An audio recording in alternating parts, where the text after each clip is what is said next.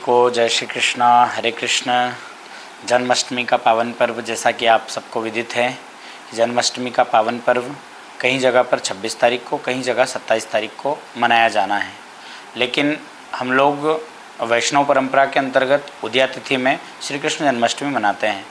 और ऐसे श्री कृष्ण जन्माष्टमी हम मनाएं जो जन्माष्टमी हमें भगवान श्री कृष्ण के आनंद में सराबोर कर दें, उनके आनंद में डुबा दें। जन्माष्टमी का ये पावन पर्व आप सबके लिए एक विशेष बात, विशेष उपाय लेकर के हम आए हैं अथर्व टीवी परिवार की ओर से। और जैसा कि आप देखेंगे कि दिनांक 16 अगस्त रात्रि 7:53 से लेकर के 30 अगस्त, ये जो समय है रक्षाबंधन और जन्माष्टमी तक का समय, और उसके बाद में भी 30 अगस्त तक का समय, 30 अगस्त की शाम 3:55 तक मघा नक्षत्र है।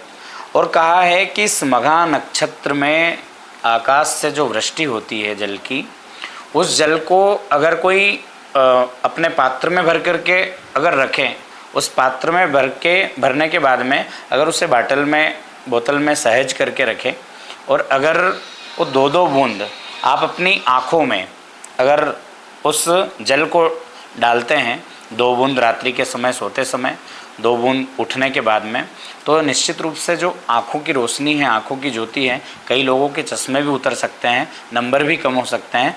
ऐसा ये दिव्य उपाय है जिसके करने से भगवान श्री कृष्ण की निश्चित रूप से कृपा की प्राप्ति होगी।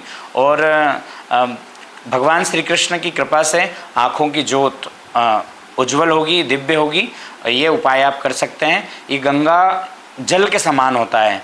बारिश का जो वर्षा का जल है गंगा जल के समान होता है, गंगा जल के स्वरूप में परिणित होता है। जिस प्रकार से आपने देखा होगा कि गंगा जी के जल में कई प्रकार के नाले, कई प्रकार की कंपनियों के, फैक्ट्रियों के पानी आदि सब छोड़ दिए जाते हैं, लेकिन उसके बाद भी वो गंगा में मिलने के बाद वो भी पवित्रता को धारण कर लेते हैं।